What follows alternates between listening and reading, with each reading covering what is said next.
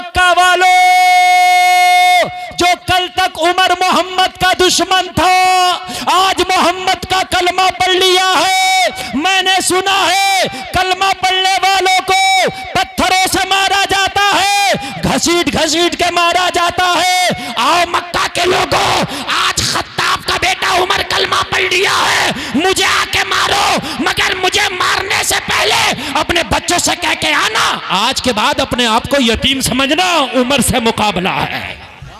वाह वाह, नारे तकबीर, नारे रिसालत, मसलके आला हजरत ख्वाजा का हिंदुस्तान, अजमत मुस्तफ़ा, अजमत मुस्तफ़ा, शान मुस्तफ़ा, शान मुस्तफ़ा। मुकाबला उमर से है। मुझे रोको कलमा पढ़ने से, मगर मुझे रोकने से पहले बच्चों से कहना अपने आप को आज बेटा यतीम समझना, इसलिए कि उमर को रोकने जा रहे हैं। समझ रहे हैं? मगर एक बात है, जब तक मुखालफत करी और जब मोहब्बत करी उमर ने, तो पूरे मजमे में कोई एक टाइम की नमाज नहीं बता सकता कि कलमा पढ़ने के बाद उमर ने छोड़ी हो।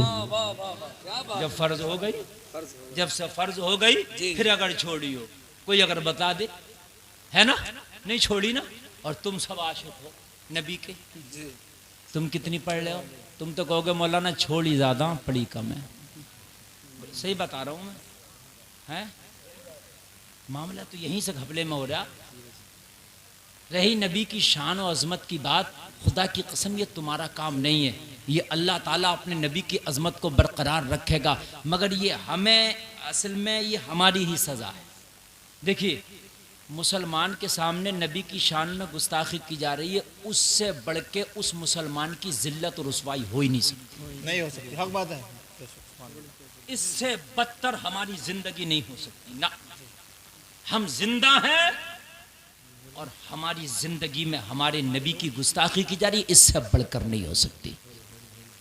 इसका इलाज लाठी डंडा तलवार गाली नहीं है, इसका इलाज ये है जितना तुम इस्लाम को मिटाना चाहोगे उतना ही हम इस्लाम पे अमल करके दिखाएंगे।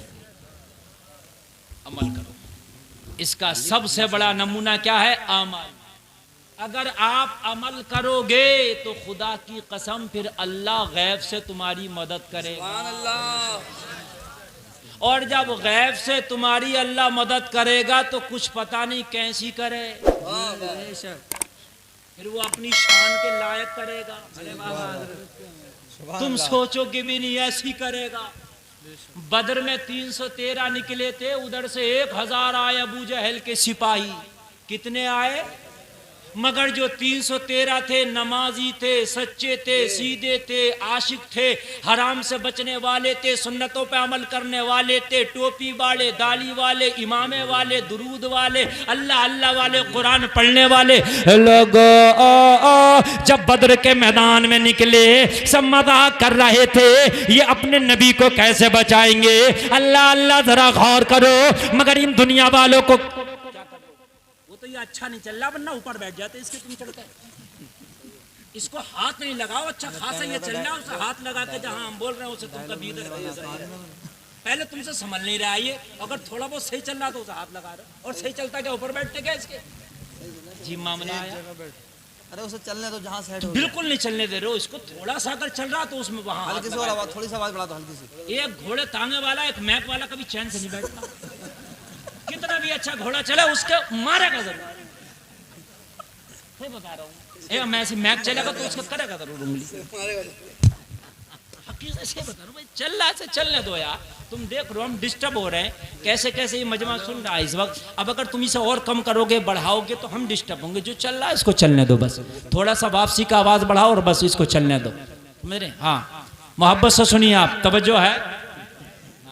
मेरी माँ बहनें भी सुन रही हैं, और उठ के कोई नहीं जाए। माँ बहनों का खतरा ये रहता है, एक उठी तो ये भेड़ चाल है, सब इनके पीछे हो लेगी। इन्हें ये पता नहीं है सुनना कब है, बैठना कब है। बस सुन नहीं है तो सुन नहीं है, और चल नहीं है तो चल नहीं है।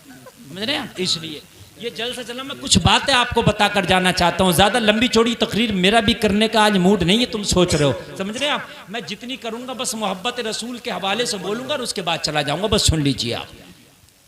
बद्र के मैदान में जब 313 निकले तो सब समझ रहे थे ये मोहम्मद की हिफाजत कैसे करेंगे, मगर दुनिया वालों तुम्हें पता नहीं था मोहम्मद की हिफाजत करना दुनियादार का काम नहीं, परवरदिगार का काम है। मोहम्मद की हिफाजत तो अल्लाह ने जब भी की थी जब कोई कलमा पढ़ने वाला नहीं था। बोलो नहीं की थी क्या? अरे बोलो की थी कि नहीं की थी? की थी, और ऐसी की थी, ऐसी की थी, ऐसी की थी कि अबू तालिब कहते हैं कि एक वक्त वो आया था मुखालफत का, एक वक्त वो आया था कि जब मैं अपने घर में मोहम्मद को सुलाता था, कौन कहते हैं? नबी के सगे चचा। तवज्जो करना जरा, कलेजा मुंह को आएगा, और ऐसा चचा भी यार हो इतनी मोहब्बत करने वाला। क्या मोहब्बत की अबू तालिब ने, तब जरा गौर करना। कहा जब मेरे बेटे अली अपने बिस्तर पे सोते तो रात को अली के बिस्तर से उठा के अली के बिस्तर पे मोहम्मद को लिटा देता, और मोहम्मद के बिस्तर पर अली को लिटा देता। किस लिए? कहा इसलिए ताकि कोई मोहम्मद का दुश्मन अगर मेरे भतीजे मोहम्मद पे हमला करे तो बिस्तर पे अली को पाए।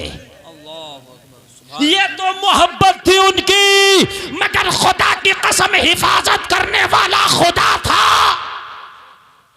बोलो बोलो, था क्या नहीं था? जब कोई कलमा पढ़ने वाला ना था, अल्लाह ने अपने नबी की हिफाजत की। बोलो की के नहीं की?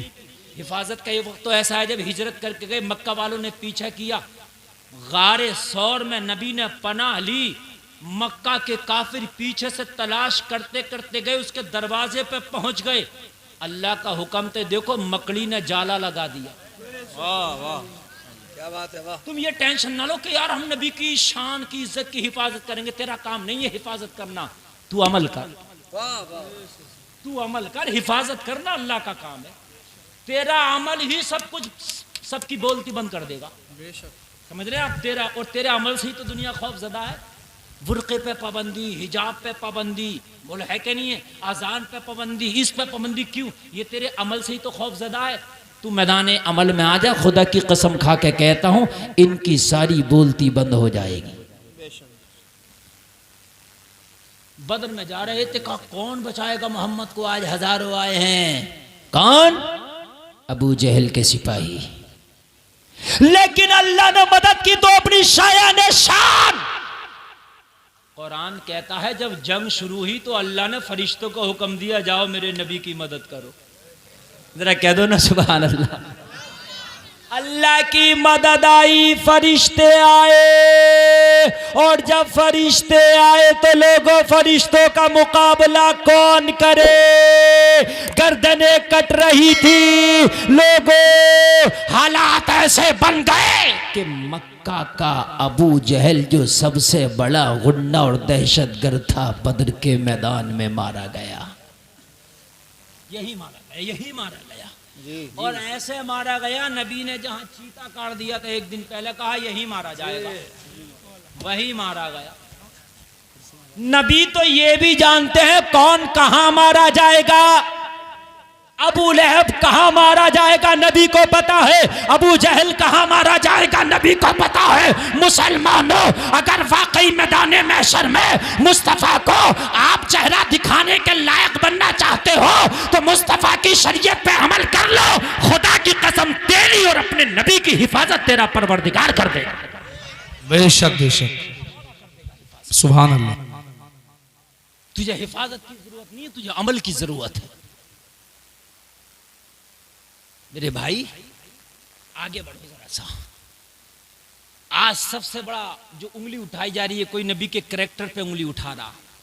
सुनिए, कोई नबी के कैरेक्टर पर, कोई नबी के किरदार पर, कोई नबी की लाइफ पर, कोई नबी की जिंदगी पर, मगर खुदा की कसम खा के कहता हूं मेरे नबी अपने तो अपने गैरों के लिए भी रहमत बन के आए। जरा जरा जोर से बोलो यार सुभान अल्लाह। अपने तो अपने, मेरे नबी तो गैरों के लिए भी रहमत बनकर आए।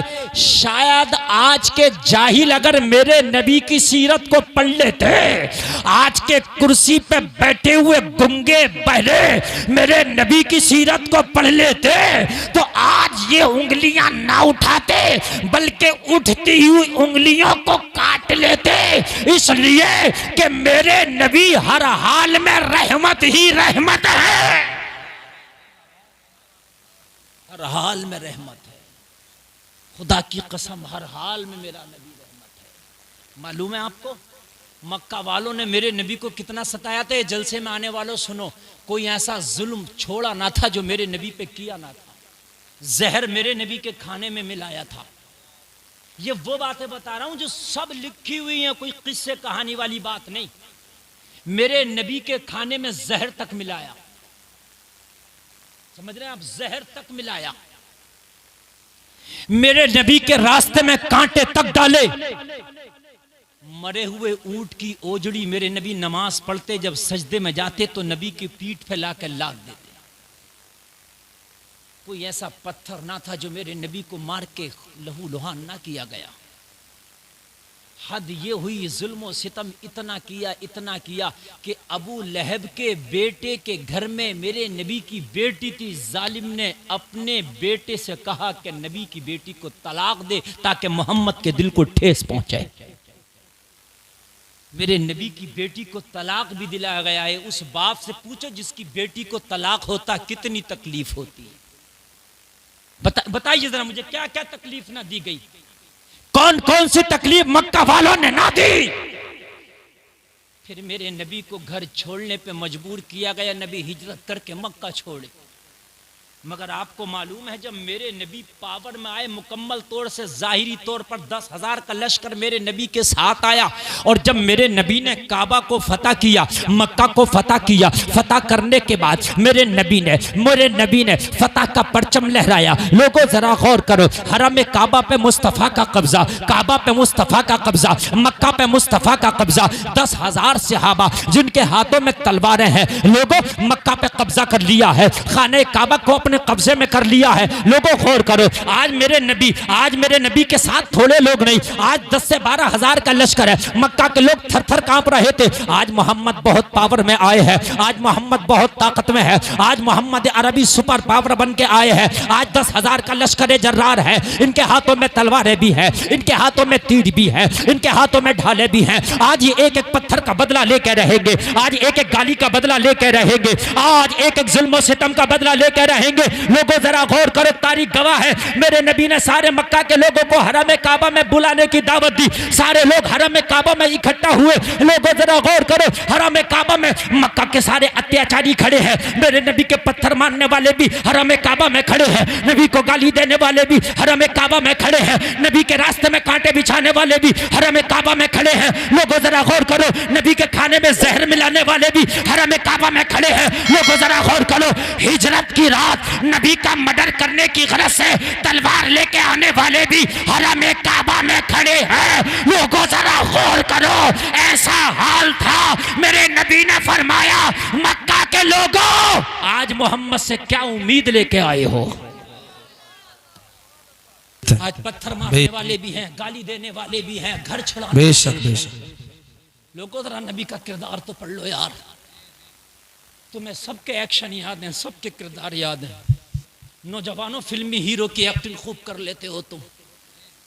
मेरी बहनें फिल्मी हीरोइनों की एक्टिंग खूब कर लेती हैं। कोई कपड़ा पहन के उनकी एक्टिंग करती है, कोई बात करके उनकी एक्टिंग करती है। नौजवानों खुदा की कसम अगर तुम्हें करना है तो मेरे मुस्तफ़ा की नकल करने की कोशिश करो यार। ये देखो कि तेरे नबी ने कैसी जिंदगी गुजारी यार। अपनी जिंदगी में एक वक्त ऐसा भी लाके देख, तेरी 50-60 साल की जिंदगी है ना, तो 2-4 साल की जिंदगी ऐसी भी गुजार के देख। तेरा दिल ही नहीं चाहेगा इस जिंदगी से निकलने के लिए, खुदा की कसम नहीं चाहेगा। आज नेताओं से पूछो क्या हाल है, कहते मौलाना कुछ नहीं, कुत्ते खसी है इसमें। मंत्री से भी पूछो क्या हाल है, कहेगा मौलाना अपोजिशन वाले बड़ा परेशान कर रहे हैं। बड़े से बड़े बिजनेसमैन से पूछो तेरा क्या हाल है, कहता मौलाना मार्केट में कंपटीशन बहुत आ गया। मैं अगर ये चीज 5 रुपए महंगी सस्ती दे रहा हूं तो वो और 4 रुपए सस्ती कर रहा। मैं अगर ये 5 रुपए की दे रहा हूं, वो 4 रुपए की, मैं भी परेशान हूं। लेकिन मोहम्मद के गुलाम से पूछो तो कहेगा खुदा की कसम जिंदगी तो यही है, मजा तो इसी जिंदगी में है। मेरे नबी ने सारे मक्का के अत्याचारियों से कहा बताओ आज मोहम्मद से क्या उम्मीद लेके आए। सारे लोगों की गर्दनें झुकी थी, बात करने की किसी की ताकत नहीं थी, सब थर थर कांप रहे थे। जिन्होंने पत्थर मारे वो भी कांप रहे थे, जिन्होंने गालियां दी वो भी कांप रहे थे, जिन्होंने नबी के राह में कांटे बिछाए वो भी कांप रहे थे, जिन्होंने नबी को बुरा कहा वो भी कांप रहे थे, जिन्होंने नबी को पागल कहा वो भी कांप रहे थे, जिन्होंने नबी को मजनू कहा वो भी कांप रहे थे, जिन्होंने दीवाना कहा वो भी कांप रहे थे। मगर अस्करी के मुसलमानों, जरा मुस्तफ़ा की सीरत सुन लो। हाय हाय, ये मलूना नुपुर शर्मा अगर मेरे नबी की सीरत पढ़ ली और सुन ली होती ना, मगर ये तो जाहिलों की चेली है, खुद भी जाहिला है और जाहिलों की चेली है। अगर ये पढ़ ली होती ना तो खुदा की कसम इसकी शर्म गैरत अंदर से इसे इजाजत ही ना देती कि मेरे नबी के हवाले से ये बात कह सके। मेरे